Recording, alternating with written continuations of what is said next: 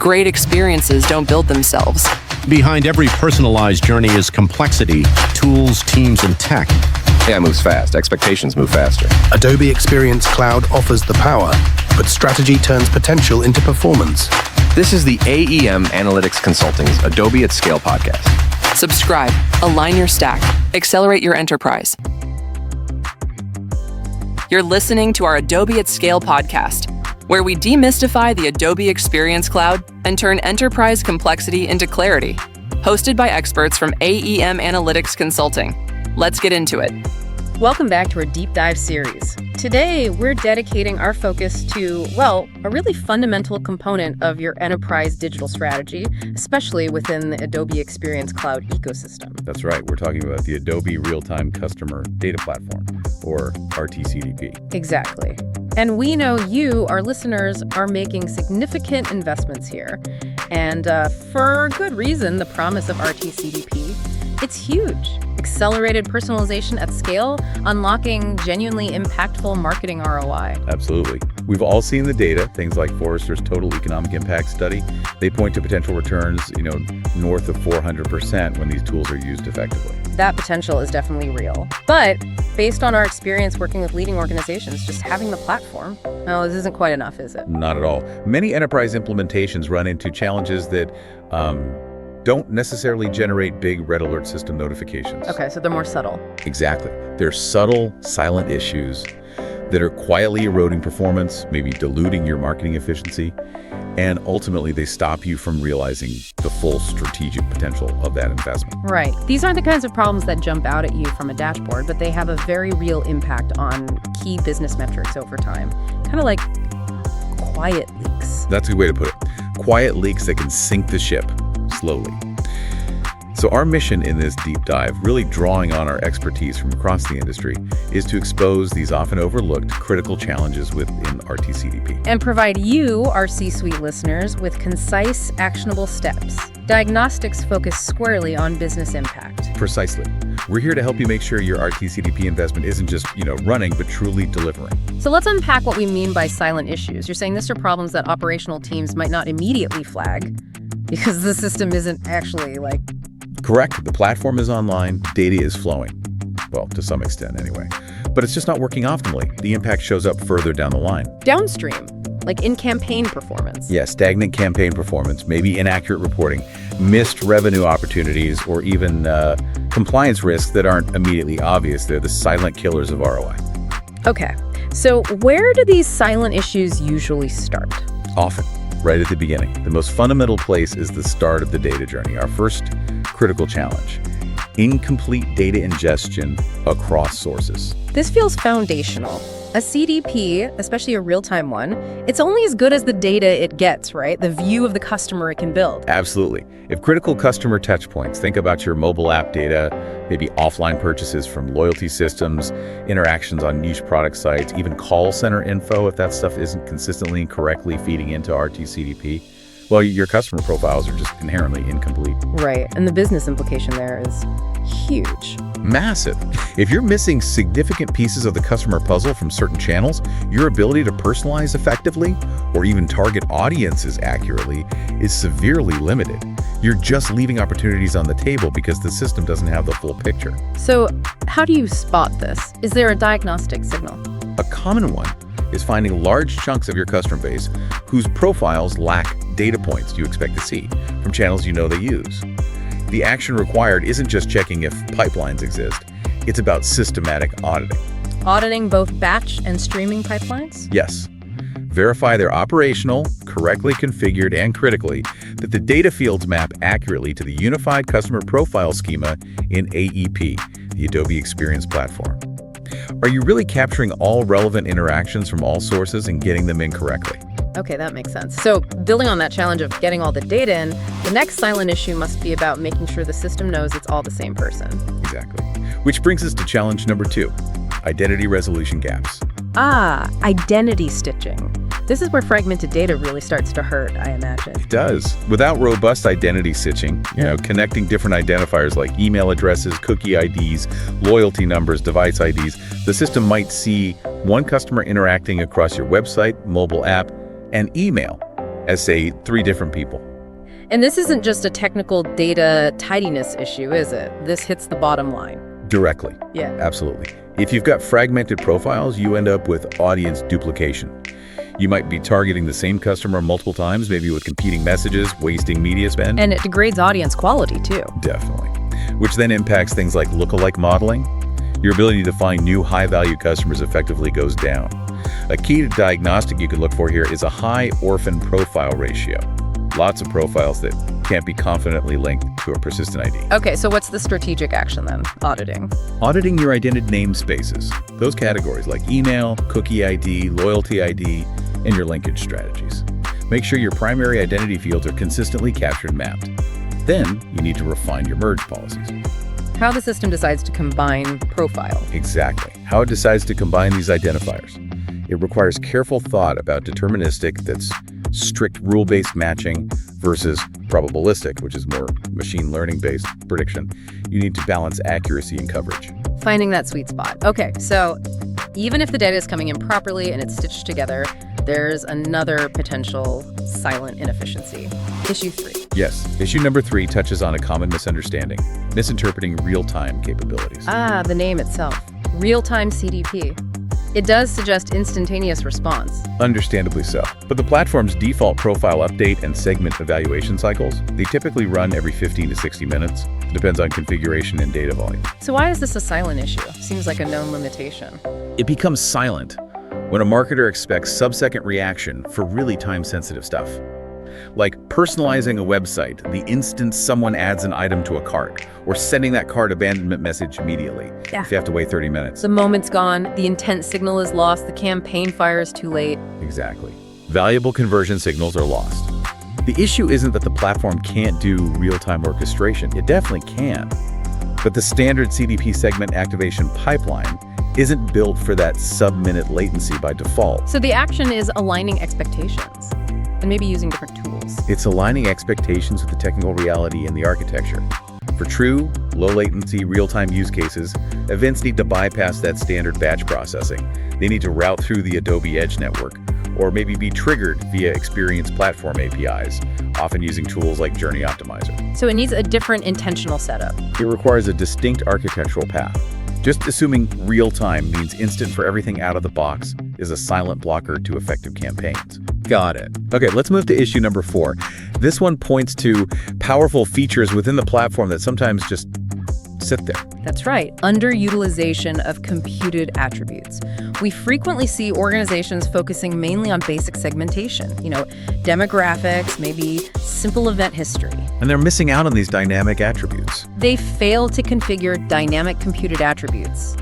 These are metrics derived from customer behavior and data over time. Things like calculating last purchase date, or total purchase value in the last 90 days, maybe most frequent product category, or even identifying a customer's preferred communication channel. And the business consequence, if you're not using these, your segments lack depth, dynamism. Precisely. Your audiences remain pretty static, based on broad strokes rather than nuanced current behavior. This significantly limits your ability to personalize based on recent actions, purchase intent, or evolving preferences. So your targeting precision suffers. Big time. You end up treating everyone in a broad category the same, instead of recognizing their unique dynamic relationship with your brand. So the action here is simply enabling and defining these. Pretty much.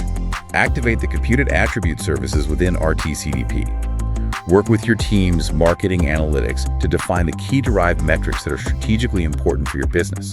The ones that really indicate recency, frequency, value, or specific behavioral traits that matter. And that lets you build more dynamic segments. Exactly. Truly dynamic behavioral segments that update automatically as customer behavior changes. This enables much more relevant and ultimately effective audience activation. Okay, moving to issue 5. This sounds more operational, dealing with limits and guardrails. It is. Activation limits and governance guardrails. Adobe platforms, like any enterprise system, have necessary operational limits. You're typically limited in the number of active destination connections, think around 100. Okay. Also the total number of active segments, maybe around 250. And there are limits on daily activation events. Plus, and this is key, the platform's real-time governance policies can silently block profiles from being activated if they lack specific required data usage labels. Silently block them. So what symptom do you see on the marketing side? The most common sign is incomplete audience delivery to your downstream systems. Your DSPs for advertising, your CRM, your email platform. You might push a segment of, say, 500,000 profiles, but only 350,000 actually show up in the destination platform. So it's a silent truncation. Exactly. Your campaigns aren't reaching their full intended audience. That means missed opportunities and inaccurate campaign sizing and forecasting. So this requires some strategic prioritization from leadership. Absolutely. Leaders need to work with their teams to prioritize the highest impact destinations. Maybe review the overall audience strategy. Can you consolidate similar segments to stay within limits? And crucially, ensure your data governance framework is fully operational before activation. Meaning those data usage labels need to be applied consistently. Consistently applied and validated so your real-time policies aren't unintentionally blocking activation just because a label is missing. Which leads us nicely into issue 6, a really critical area, governance and compliance gaps. Critically important. In today's world, with GDPR, CCPA, and all the other evolving privacy regulations, having a robust data governance framework isn't optional, it's essential. And Adobe's platform provides tools for this, labeling data. Yes, it provides tools to label data based on its intended usage marketing, analytics, personalization, etc., and then enforce policies based on those labels. A silent issue pops up when these labels aren't applied consistently, or maybe the enforcement policies aren't correctly configured or even enabled. And the risk here isn't just technical, it's legal, reputational. Precisely. Policies can fail silently in either direction. Data might be incorrectly blocked from legitimate marketing use, which limits your reach. Or, much more dangerously, data might be activated improperly, violating consent or regulatory restrictions. That sounds like a recipe for significant compliance breakdowns. Legal exposure. And severe reputational damage, all potentially happening without an immediate, clear error message screaming at you. This definitely sounds like something needing executive attention. It absolutely does. Leaders must ensure that applying these purpose-specific data usage labels is a mandatory systematic process for all data entering the platform. You have to enable and rigorously test enforcement policies. Policies that prevent misuse based on consent or regulations. Exactly. And this isn't a one-time setup. It needs regular review as consent statuses change, as regulations evolve. It has to be embedded in your ongoing data strategy. Okay, finally, the 7th silent issue. This one seems like it hits right at the core concern for any C-suite leader, proving the value. You got it. Issue number 7 is the absence of ROI attribution models. That crucial feedback loop. That feedback loop is critically missing in so many organizations. They activate segments from the CDP into their marketing channels, but they lack a clear, ideally automated way to measure the specific business results driven by those specific segments. So they can't answer. How did this RT-CDP audience perform in terms of campaign lift or cost per acquisition or retention uplift compared to a control group or maybe other segments? Exactly. And the effect. Without that direct link, it's incredibly difficult to optimize your audience strategy. You simply don't know which segments are truly driving profitable outcomes. Which makes it tough to justify the CDP investment itself. Very challenging, and it leads to inefficient allocation of your marketing spend because you're flying blind to some extent on segment-level performance. So the action is building that closed-loop attribution. That's the goal. It involves tagging the segments activated from RT-CDP so they can be tracked downstream. Then, actually measuring their performance using tools like Adobe Customer Journey Analytics, or maybe integrating with external attribution platforms. Moving beyond just aggregate marketing ROI. Yes. Moving to reporting on the return per segment.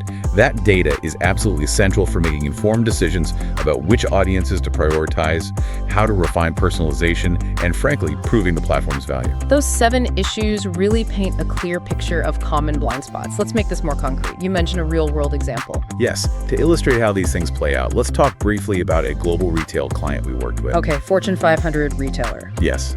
Fortune 500, they'd made substantial investments in Adobe Experience Cloud, activated RT-CDP. But they were seeing plateauing results, stagnant click-through rates, no real improvement in return on ad spend. The platform was live, but the growth they expected wasn't happening. So they dug deeper, looking for these kinds of silent issues. What did they find? They found several contributing factors. A significant chunk, about 30% of their intended data ingestion sources, were actually inactive or misconfigured. Huge amounts of customer data just weren't making it into the profile. Wow, 30%. Yeah, and their identity graphs. a staggering 35% orphan profile rate, major fragmentation, major duplication issues, leading directly to wasted ad spend. And on the activation side, They were relying almost exclusively on static demographic segments. They were completely missing the opportunity to use dynamic behavioral computed attributes. so basically a leaky foundation, a fragmented view of the customer, and pretty undifferentiated targeting. That sums it up. So what actions did they take? They systematically fixed the ingestion pipelines, improved the data mapping, they refined their identity merge policies, drastically cutting that orphan profile rate. Activated those computed attributes. Yes, they activated dynamic computed attributes tied to transaction and behavior data. They also specifically enhanced their real-time activation for high-value, time-sensitive campaigns using the Edge network.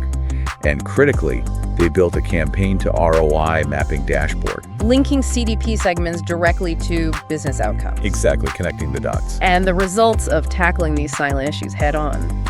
Was it worth it? The outcome was significant and surprisingly rapid. Within about 45 days, they saw a 23% improvement in key campaign engagement metrics. 23% in 45 days is impressive. It was. And the reduction in audience duplication, the improved targeting precision that led to an estimated $600,000 in incremental annual media savings. And beyond the hard numbers, they saw increased internal adoption of the platform, better cross-functional alignment, really because the business value was suddenly tangible and measurable. That case study really drives home the point. These aren't just minor technical glitches. They have direct, quantifiable business impact. So for C-suite leaders listening, wanting maybe a quick pulse check on their own RT-CDP, how can they start? Well, based on these common issues, we often suggest what we call a 30-minute executive audit. It's meant as a high-level self-assessment tool just to quickly surface potential areas of concern. Okay, could you quickly outline the key questions for that kind of audit? Sure. Think about asking these, aligned with the silent issues. Data ingestion. Ask, are all our truly critical customer data sources consistently feeding the CDP? You should be aiming for, say, 90% coverage of your key sources. Okay. 2, identity stitching. Ask, are we confident individual customers aren't showing up as multiple profiles? Aim to keep that orphan or fragmented profile ratio below 10%. 10% or less, got it. 3, real-time capabilities. Ask, for our critical time-sensitive use cases, are we actually using the dedicated real-time paths like Edge Network or just standard segment activation? Target sub-minute responsiveness for those specific high-value journeys. Makes sense. 4, audience intelligence. Ask, are our key segments leveraging dynamic behavioral attributes or are they mostly static? You want to see active use of computed attributes in your important segments. Right, number 5. 5, activation efficiency. Ask, are our intended audiences fully delivered to key downstream platforms like DSPs and CRMs? Target a delivery rate above 95% to priority destinations. Okay, nearly there. 6. 6, governance and compliance. Ask, is our personal data consistently labeled with usage restrictions and are policies enabled to prevent misuse? The target here really has to be 100% governed activation based on labels and consent. Non-negotiable. And finally, 7. 7, ROI attribution. Ask, can we directly link performance lift, CPA, etc. of specific CDP segments back to business KPIs? Aim for full ROI visibility, at least for your top-tier audience segments.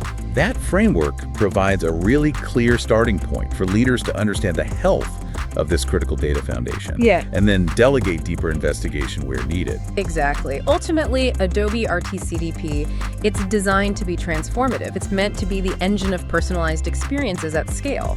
But that transformation only happens when the platform is meticulously configured, rigorously governed, and continuously monitored for these kinds of silent issues. So for digital decision makers, for the C-suite, viewing CDP health isn't just a tech problem for IT or marketing ops. It's a core strategic asset. Absolutely. It needs proactive oversight. Its performance needs to be measured against business KPIs. It requires strategic evolution, just like any other critical revenue-generating engine in the business. And the consequence of ignoring these silent issues, it goes beyond just inefficient marketing, doesn't it?